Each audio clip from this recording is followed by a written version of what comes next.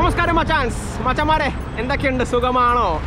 Full time കൊറോണയൊക്കെ ആയിട്ട് വീട്ടിലിരിക്കാന്ന് അറിയാം, കട്ട പോസ്റ്റാന്നറിയാം. നിങ്ങൾക്ക് കൊറോണ വരുത്താൻ വേണ്ടി ഞാൻ ഈ റോട്ടിലിറങ്ങി നിൽക്കുന്നതല്ല കേട്ടോ. ഉച്ചയ്ക്ക് ഫുഡ് കഴിക്കാൻ പറ്റിയില്ല, അതുകൊണ്ട് തന്നെ എൻ്റെ വീടിൻ്റെ തൊട്ടടുത്തുള്ള കിഡിലൻ റെസ്റ്റോറൻറ്റിൽ പോയി തന്നെ ഫുഡ് കഴിക്കാമെന്ന് വിചാരിച്ച്. ഇപ്പം ഞാനൊരു കാര്യം ചോദിക്കാം, പെരക്കൽ ഈ വാക്ക് നിങ്ങൾ കേട്ടിട്ടുണ്ടോ?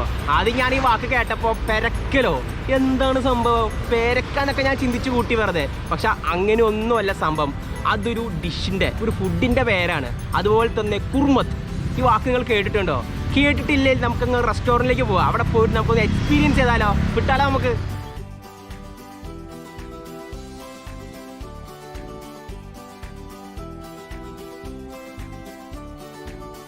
ഒബ്രമാളുടെ തൊട്ടടുത്തുള്ള ഹോട്ടലാണ് പാതിരാക്കോയി. യൂഷ്വലി ഞാൻ വീട്ടിൽ നിന്നാണ് ലഞ്ച് കഴിക്കുക. ഇപ്പം എങ്ങനെ കഴിക്കാൻ പറ്റിയില്ല, വീട്ടുകാരെങ്ങനെ പുറത്ത് പോയെങ്കിൽ ഞാൻ ഐസായിട്ട് പാതിരാക്കോഴി പോവാം. അവിടെ പോയിട്ട് ചേട്ടാ ഒരു പെരക്കൽ ഒരു കുർമത്ത് ഓർഡർ ചെയ്യാം. ബിക്കോസ് എനിക്ക് നിയറസ്റ്റ് ആയിട്ട് ബെസ്റ്റ് ഹോട്ടൽ നിൽക്കുന്നത് പാതിരാക്കോഴിയാണ്. പിന്നെ എനിക്ക് എൻ്റെ വീട്ടിൽ നിന്ന് അറൗണ്ട് ഒരു 5 മിനിറ്റ്സിൻ്റെ ട്രാവലേ ഉള്ളൂ. ഇവിടെ ബീഫ് പെരക്കലുണ്ടാവും, ആ ബീഫ് പെരക്കലും ഒരു കുർമത്തും.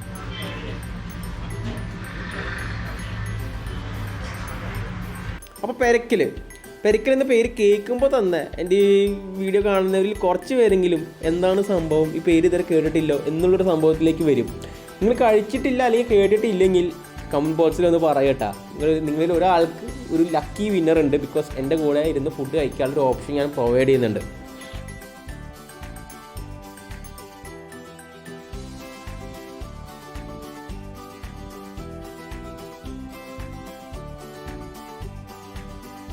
ഞാൻ സാധാരണ രീതിയിൽ ഈ ഹോട്ടലിൽ പോയി കഴിഞ്ഞാൽ ചേട്ടാ ഒരു ബീഫ് പെരക്കലിനെ പറയുള്ളൂ. ബിക്കോസ് ബീഫ് പണ്ടേ നമുക്കൊരു വീക്ക്നെസ്സാണ്. ഇതെങ്ങനെയാണ് ഇതിൻ്റെ കോമ്പിനേഷൻ പോണേന്ന് വെച്ചാൽ അവിടെ ചിക്കൻ പെരക്കലും ഉണ്ട്, ബീഫ് പെരക്കലും ഉണ്ട്. അപ്പോൾ chicken rice combination or beef rice combination, അതിൻ്റെ മുകളിൽ ഒരു ബുൾസൈ, ദെൻ കുറച്ച് വെജിറ്റബിൾ സാലഡ്, ദെൻ പിക്കിൾ. അങ്ങനെയാണ് ആ കോമ്പിനേഷൻ പോകുന്നത്. അതുപോലെ തന്നെ കഴിക്കാനും ഒരു രീതി ഉണ്ട് കേട്ടോ. നമ്മൾ ഒരു ടീസ്പൂൺ ബീഫ് റൈസ് കോമ്പിനേഷൻ എടുക്കുക, ചെറിയ പീസ് ഓഫ് എഗ്ഗ് എടുക്കുക, കുറച്ച് പിക്കിൾ, ദെൻ കുറച്ച് സാലഡ്, ഇതെല്ലാം കൂടി ഇരുന്ന് കഴിക്കുക. അത് ഡിഫറെൻറ്റ് ഫ്ലേവറാട്ടാ, ഡിഫറെൻറ്റ് ഫീലാണത്.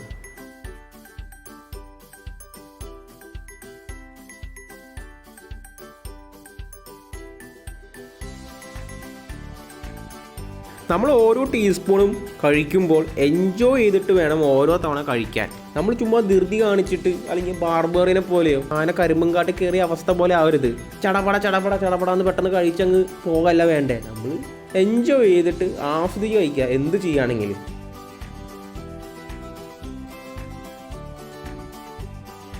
കുർമത്ത് ഈ പേര് കേൾക്കുമ്പോൾ തന്നെ നിങ്ങളിൽ പലവർക്ക് സംഭവം എന്താണെന്ന് പിടികിട്ടിയിട്ടുണ്ടാവില്ല അല്ലേ?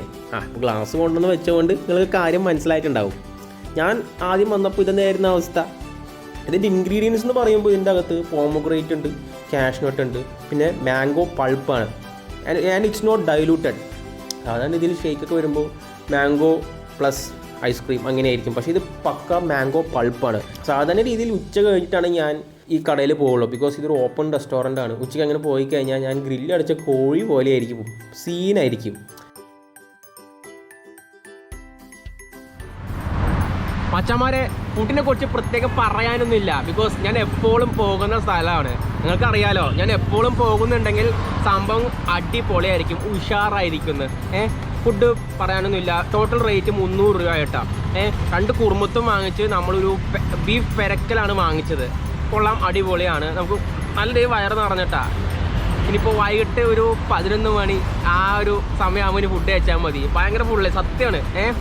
മച്ചന്മാരെ, നിങ്ങൾക്ക് ഈ വീഡിയോ ഇഷ്ടപ്പെടാണെങ്കിൽ പ്ലീസ് ടു സപ്പോർട്ട് മീ. അപ്പോൾ ഞാൻ ഉടൻ ഇതുപോലത്തെ food vlogs, travel vlogs, blah എൻ്റെ കണ്ണിൽ കാണുന്നതൊക്കെ ഞാൻ നിങ്ങളുടെ ഫ്രണ്ടിലേക്ക് എത്തിക്കുന്നതായിരിക്കും. അപ്പോൾ അടുത്ത വീഡിയോയിൽ കാണാമല്ലേ. ടാറ്റ.